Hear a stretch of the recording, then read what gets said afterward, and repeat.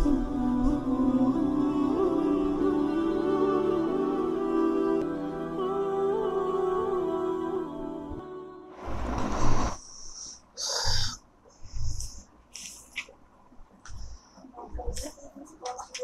बिल्लाहि मिनश्शैतानिर्रजीम। बिस्मिल्लाहिर्रहमानिर्रहीम।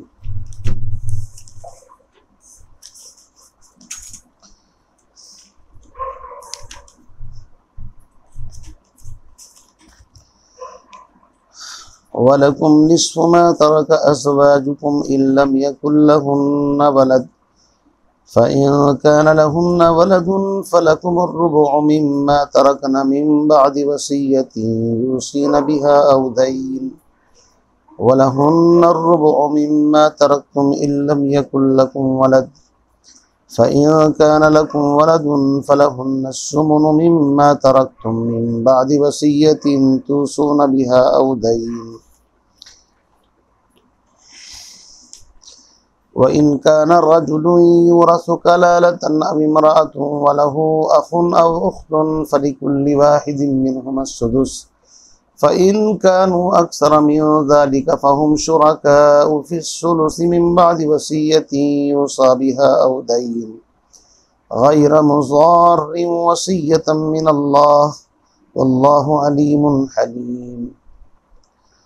तिल्का हुदूदुल्लाह वमन युतिइल्लाह व रसूलहु युदखिलहु जन्नातिन तजरी मिन तहतिहल अन्हारु खालिदीन फ़ीहा व ज़ालिकल फ़ौज़ुल अज़ीम।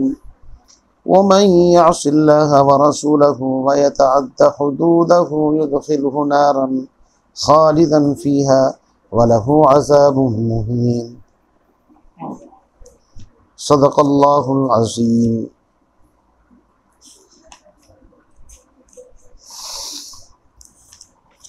इससे पहली आयत में ये तकरीबन 4 आयत हैं और ये कुरान पाक का एजाज़ है, बलागत है, फसाहत है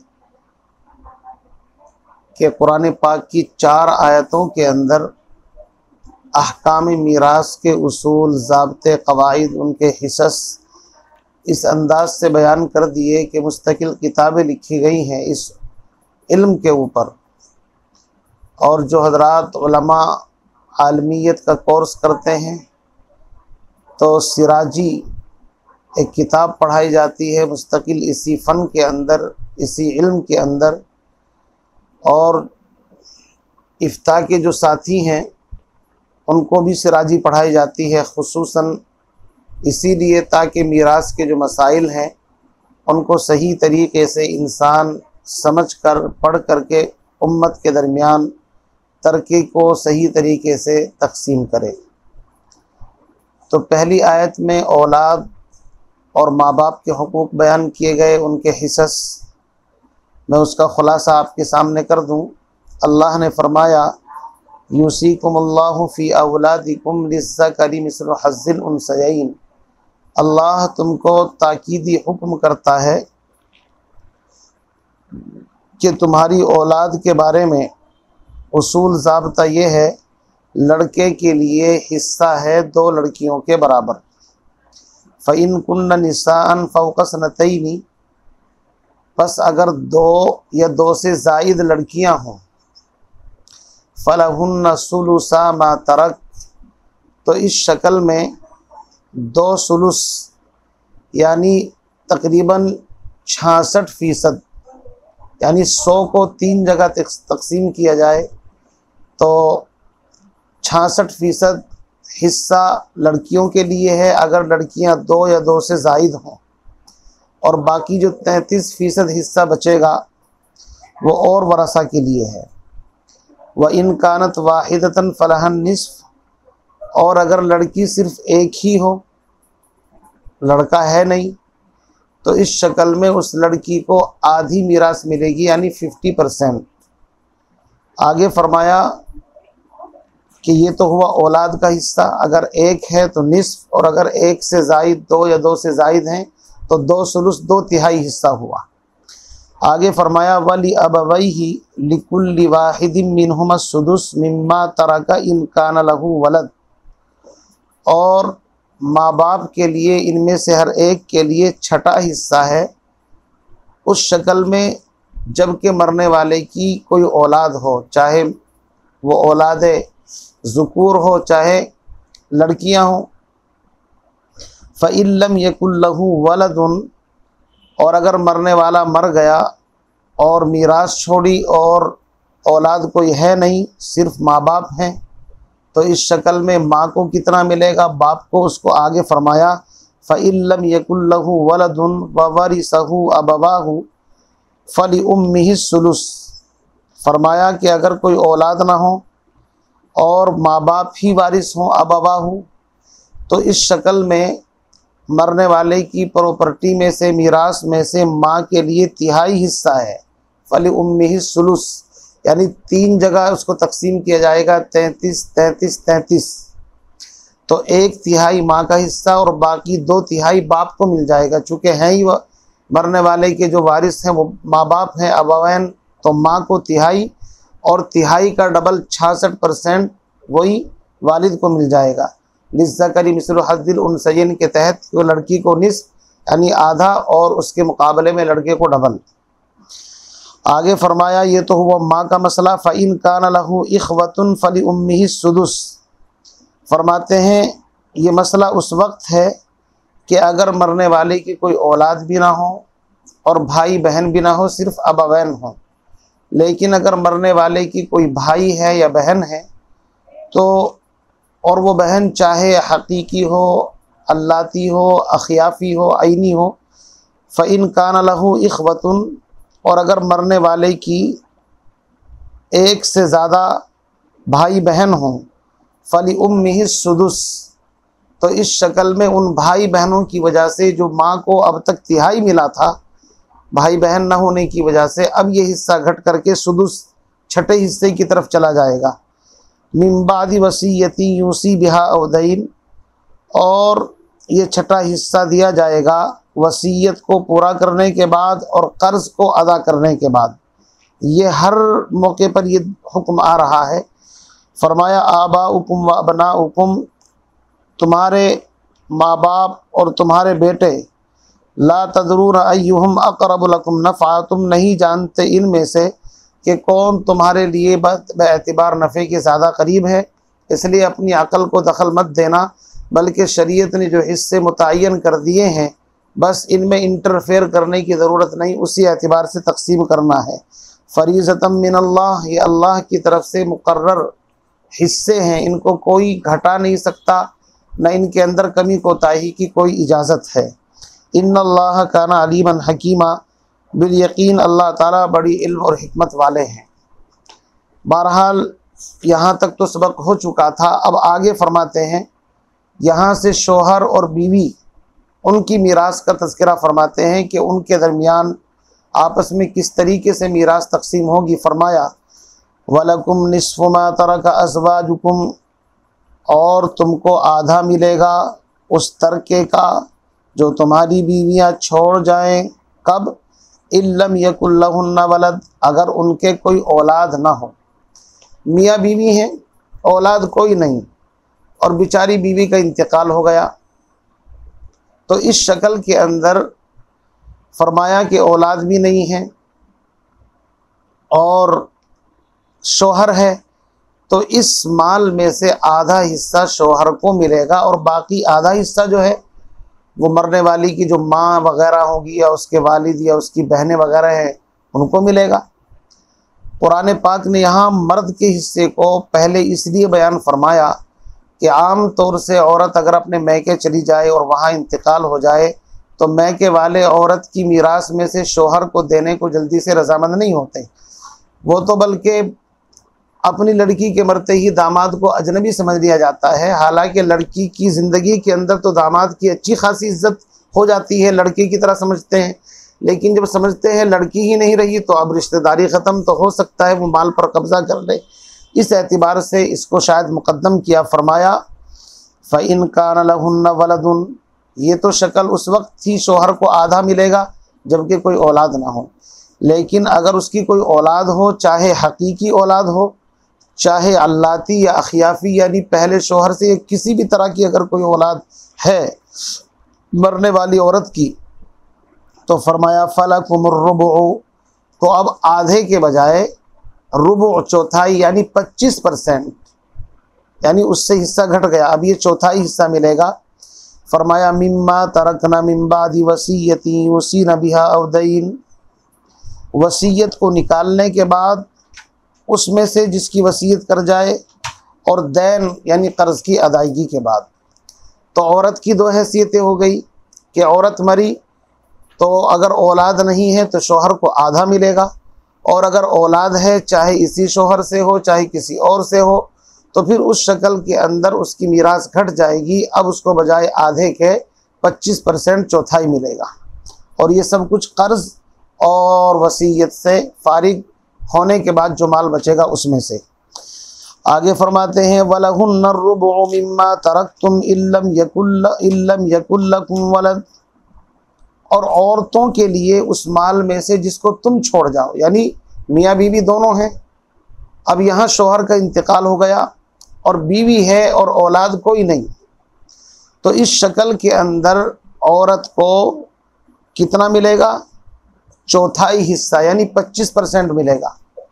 शौहर को तो 25% औलाद के होते हुए भी मिल रहा था, और अगर औलाद नहीं थी तो निस्फ मिल रहा था।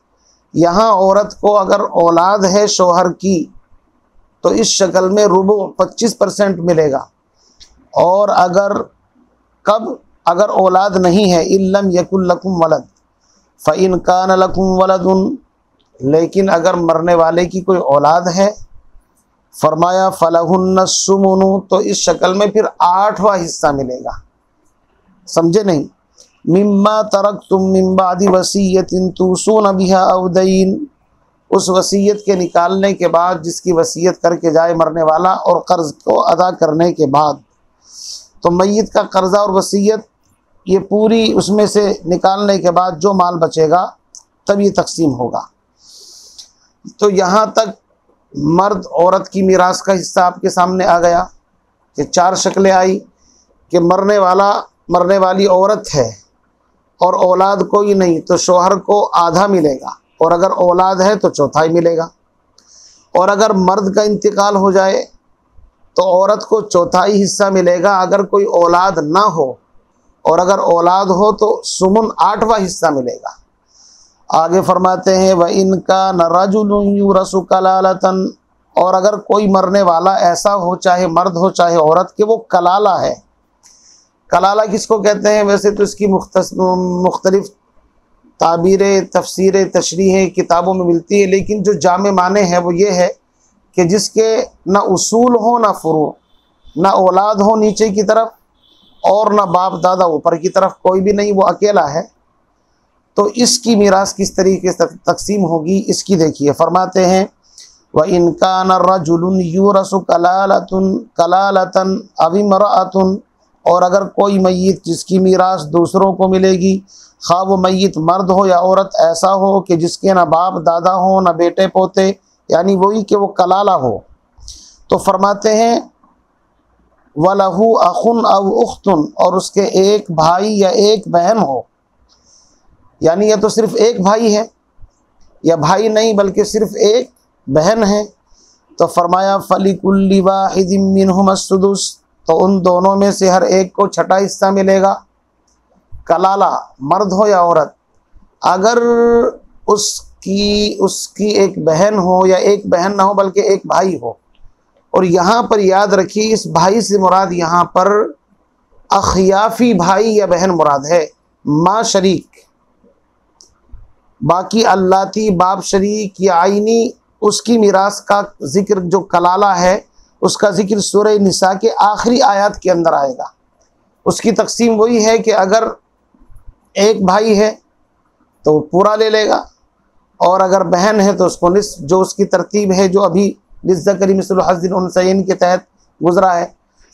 तो बहरहाल उसका हिस्सा वहाँ पर बयान होगा। यहाँ पर अखियाफ़ी भाई या बहन की बात है। कलाला अगर उसकी माँ शरीक एक बहन हो या एक बहन ना हो बल्कि एक भाई हो, तो अब फरमाया कि इस भाई या बहन के लिए छठा हिस्सा है।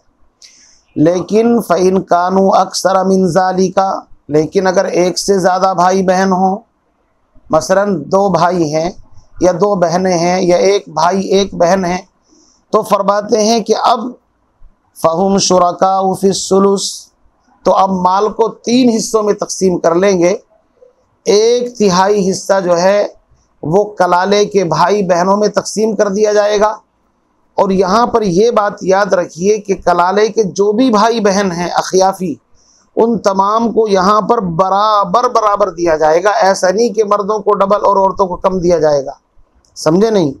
फरमाया फ़इन कानू अक्सर मिन ज़ालिका फ़हुम शुरकाउ फ़िस्सुलुस, तो इस शक्ल में यहाँ पर 1 सुलुस में वो तमाम शरीक होंगे।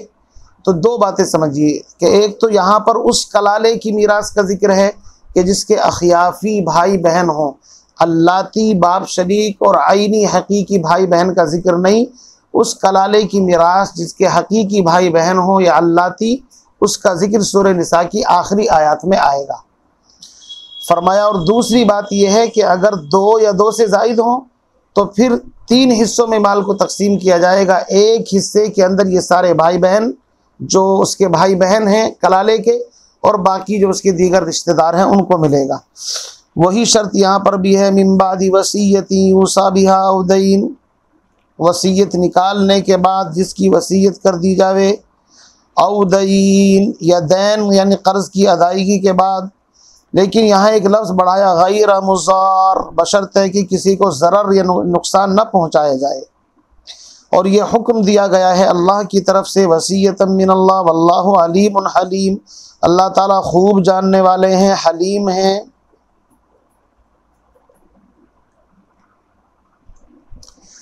यहाँ गैर मुज़ार,